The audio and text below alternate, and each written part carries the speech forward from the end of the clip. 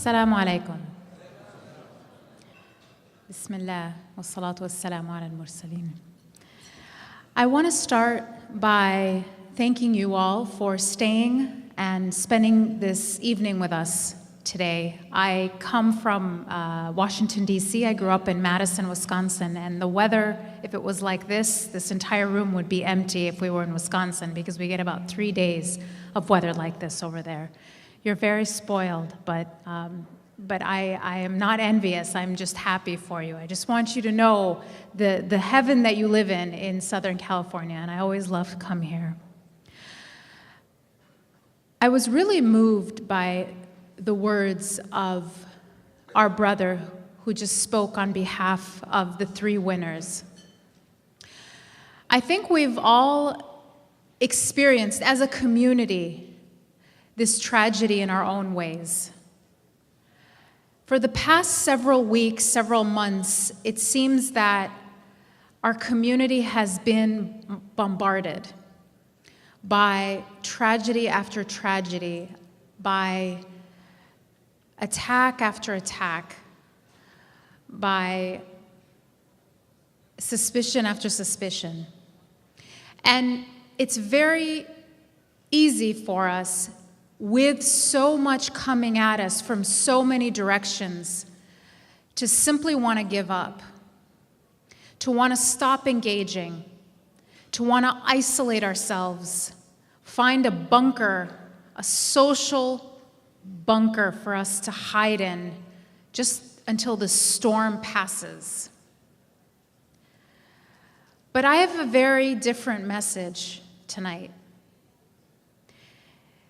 I'm here to say that we owe it not just to ourselves, but to America to respond in a very different way. And it's not because we're weak and we need America to save us, but because we need to save America from itself.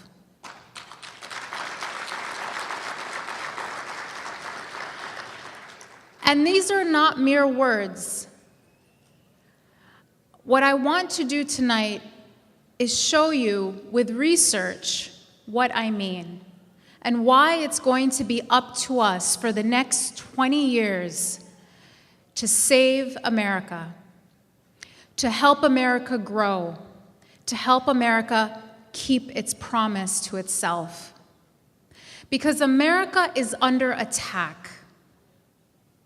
America is under attack, but not by the enemy it perceives. Yes, of course, violent extremism is real, but there's a far greater enemy because it threatens not just our safety, but our very existence as a democracy. And that is the enemy of fear. Fear can do more harm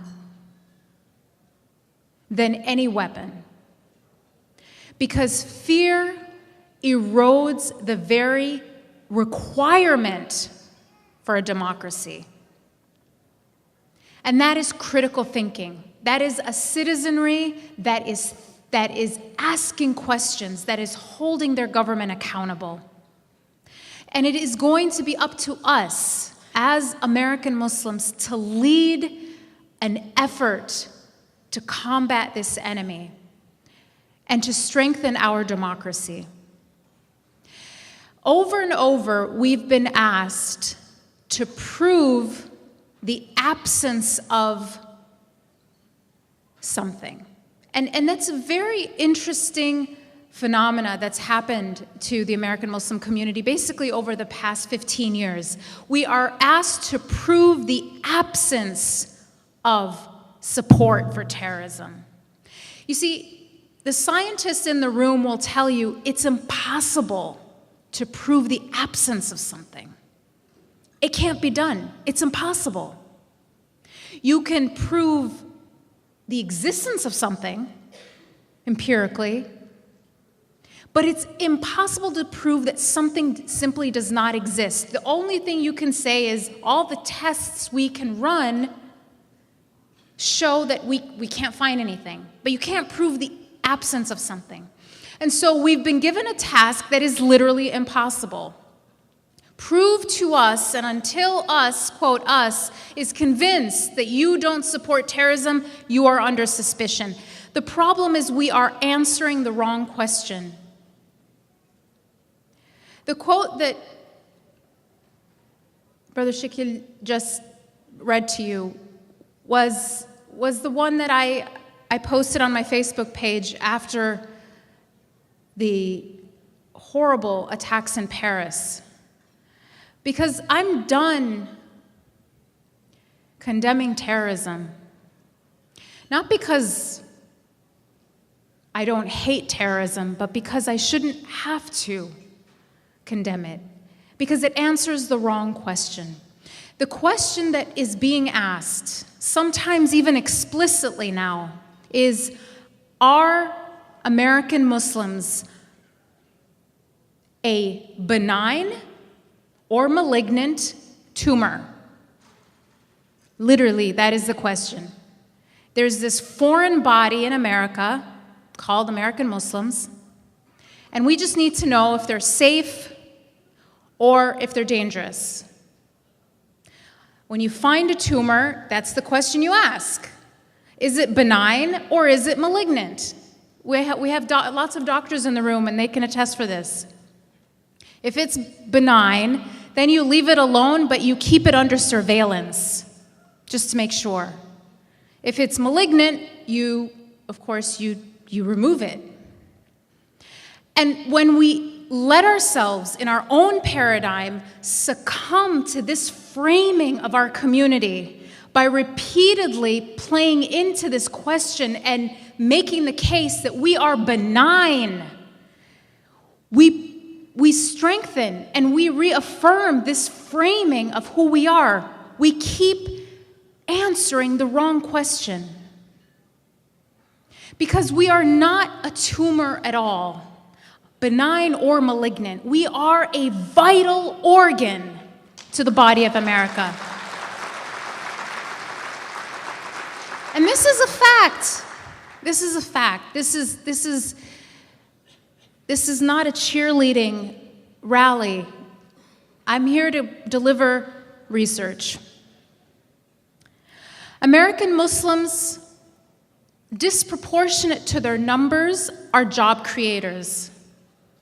According to the best research, American Muslims are the most likely faith community to be business owners. Small businesses are the engine of job creation in this country. And disproportionate to their size, American Muslims are entrepreneurs. They create jobs. American Muslims are a brain trust in America, one of the most educated faith communities in the country. American Muslims help America lead in being the world's number one producer of knowledge and innovation. American Muslims are themselves innovators. This community makes up about 1 to 2% of the general population and 10 to 15% of Silicon Valley. Disproportionate to their size, American Muslims are innovators. American Muslims are contributors. They are the most likely faith community to be employed and taxpayers. The average age of this community is a full 20 years younger than any other faith community. That means that American Muslims are in the labor force, contributing, not just pulling their weight, but out producing their weight. America is a weaker place without American Muslims.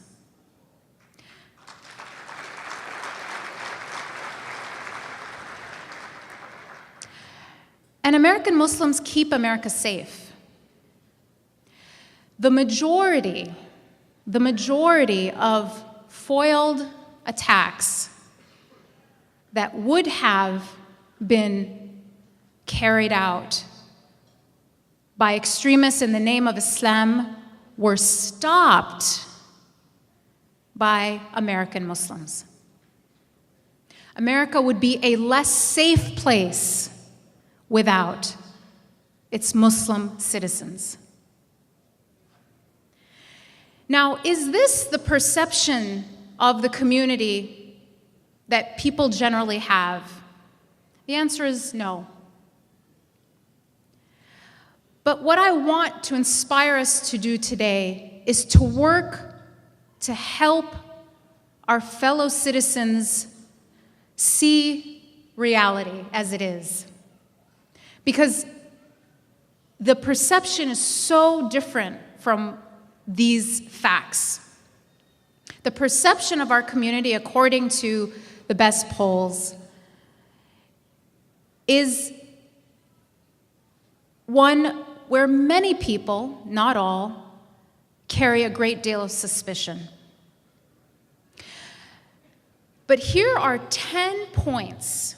This is the top 10 things you should know about bigotry and why it is a threat to America.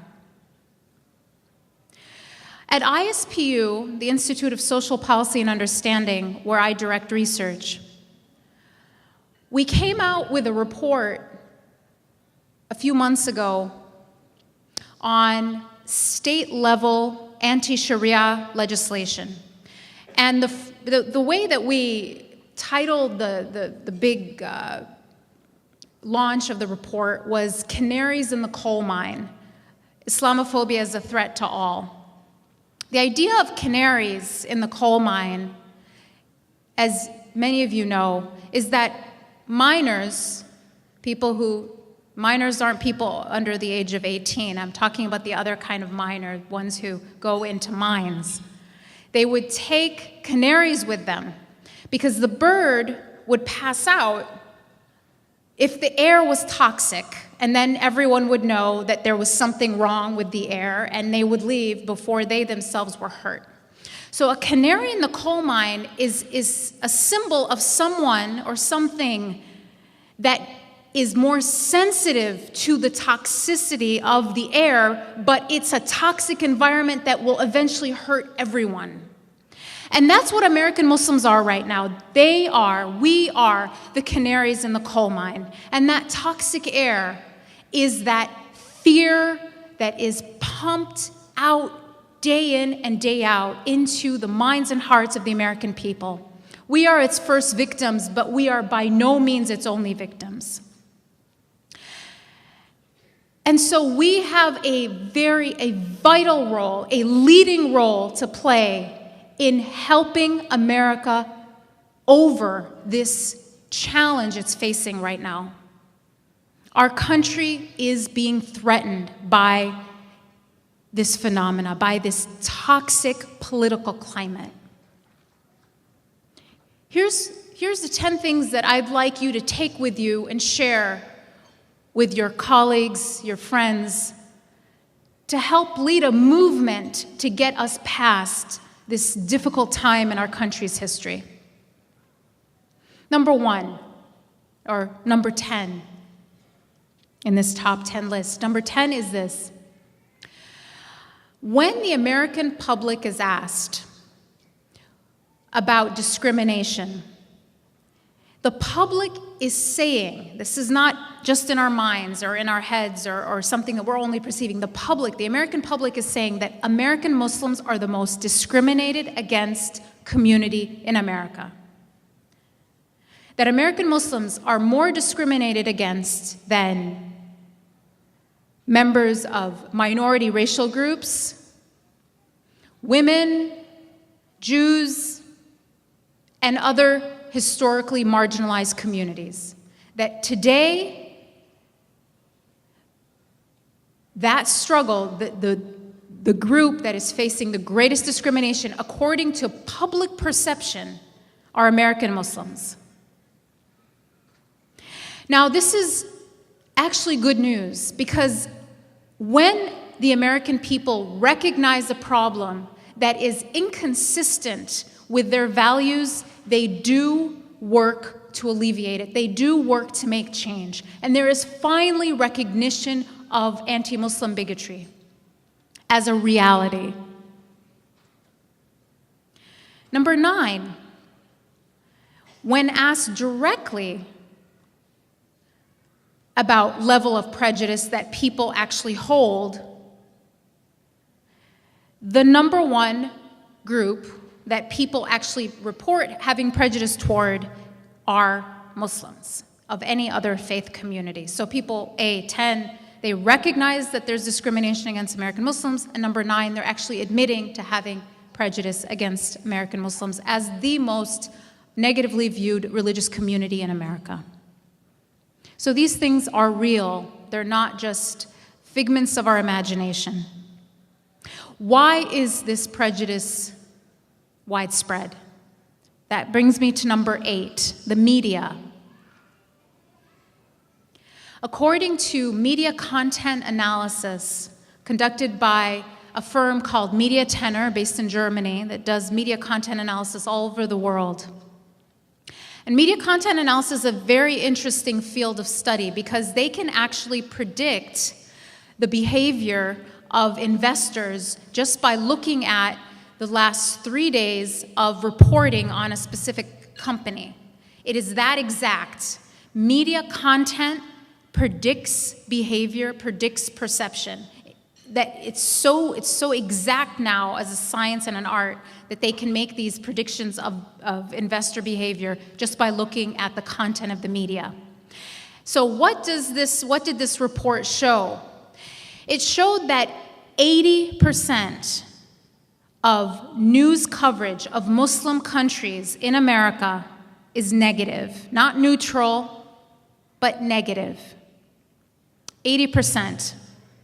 That's in contrast to coverage of a country like North Korea, okay? This is North Korea, not an ally of the United States, a country that is viewed openly as an enemy, where the percentage of negative coverage of North Korea is 71% versus 80% of Muslim countries. That's just the starting point of where the media is.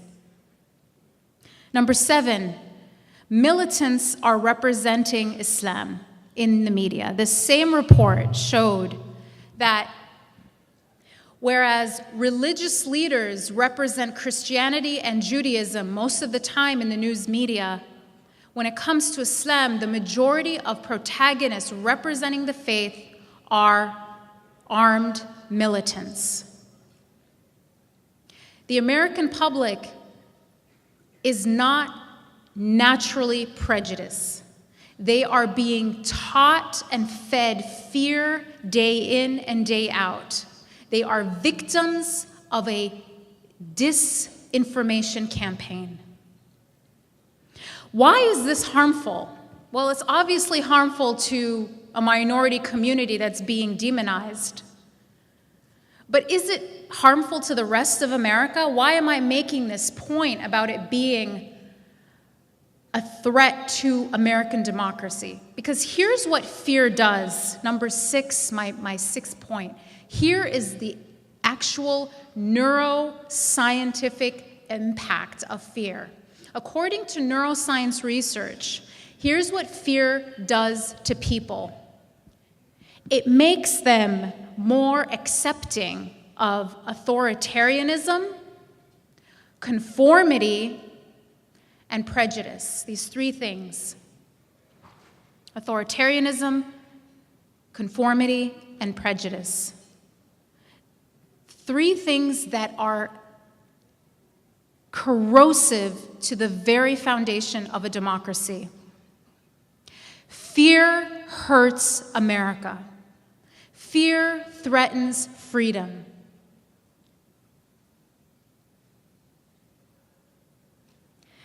Number 5,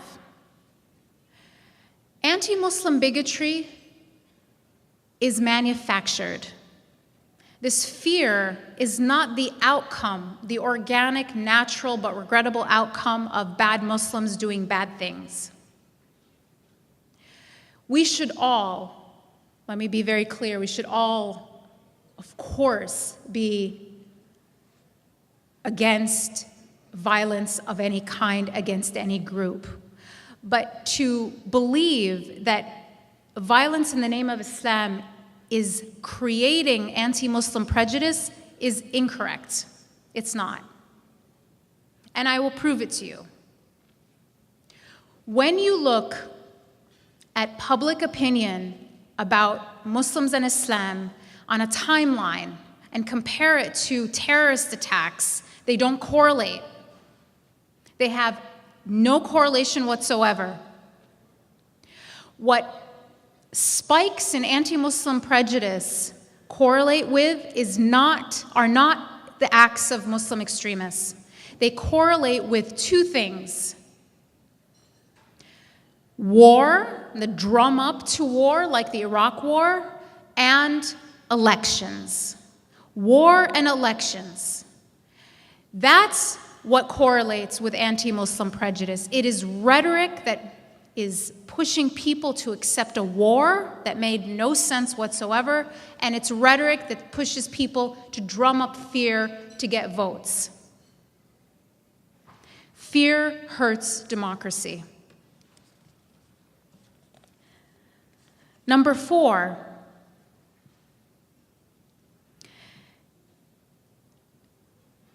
according to this research I mentioned earlier that the Institute of Social Policy and Understanding issued and published on anti-Sharia legislation, this prejudice or this hysteria, this manufactured fear isn't just something that people, that as Muslims we're enduring psychological damage from, but it's impacting policy. In every state in the Union, at some point there was an anti-Sharia or anti-foreign law legislation proposed. And in about a couple dozen states, they've come very close to passing it, and in at least a dozen, these laws have actually passed. Now, why should you be afraid? This is legitimate fear now. Why should people of all faiths be against anti-Sharia legislation? I didn't really understand anti-Sharia legislation until I really did this research and read this report. Anti-Sharia legislation simply says that any document that is inspired by Sharia, based on Sharia principles, is not recognized by American courts. That means your marriage contract. That means your will. That means any contract or any agreement that mentions Sharia or can be proven to have been inspired by Sharia, targeting one faith community and eroding their religious liberty in the clearest way possible. Anti-Sharia legislation is a clear violation of the First Amendment, and it's being challenged in many states based on this principle. So prejudice and bigotry matter in real life because they inspire and they allow this kind of legislation to pass. So it hurts religious liberty generally. But not only that, the same report found something else that's incredibly important.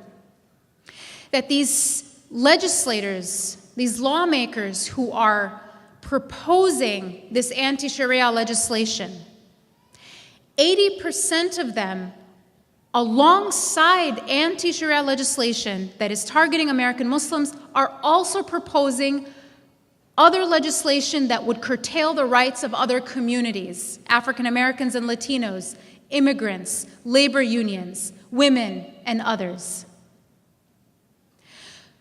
So this is a clear and empirical demonstration of this idea of being canaries in the coal mine, of being the first ones to be hit by a toxic political climate. The same people who are trying to curtail the rights of Muslims are curtailing the rights of other communities. And it underscores the importance of coalition building in facing this problem. Those who are leading this campaign, and it is an organized effort, and this is not a conspiracy theory, this is documentation, want nothing more than to make this community feel weak and isolated. But that's exactly the opposite of the way we should feel. We have to feel not only like we have allies, but that it is up to us to save America from this evil, from this threat to its very democracy, which just happens to affect us first, but certainly not only. Number two is that the number one predictor of anti-Muslim prejudice, according to research, is anti-Jewish prejudice. Prejudice against Muslims is driven by other kinds of hate. It is not an isolated phenomena, and we should never feel that it's only impacting us or it is up to us alone to fight this problem. And finally, the number one thing that I think everyone should know about anti-Muslim bigotry is this. Knowing a Muslim helps alleviate or lessens the likelihood of someone having extreme prejudice toward Muslims. I think we've probably either heard this or just intuitively know it. That yes, knowing a Muslim helps people be less likely to harbor extreme prejudice. But what's often not understood is that a much more powerful factor against anti-Muslim prejudice is knowing about Islam, not just knowing a Muslim.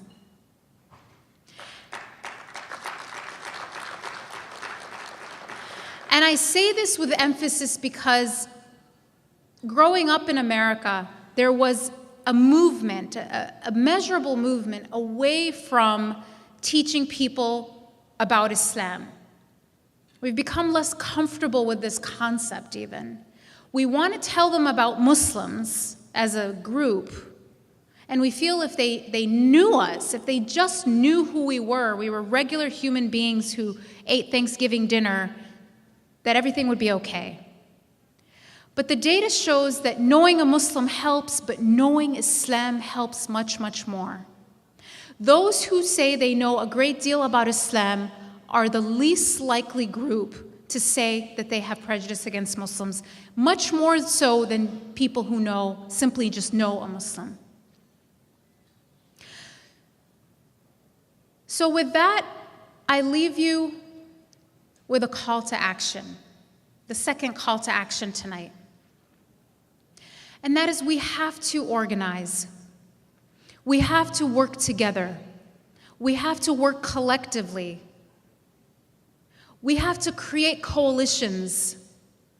And we have to face this issue with courage and compassion, not as victims, not as people who are afraid, who are asking for acceptance, but as a community that has a duty to help protect American democracy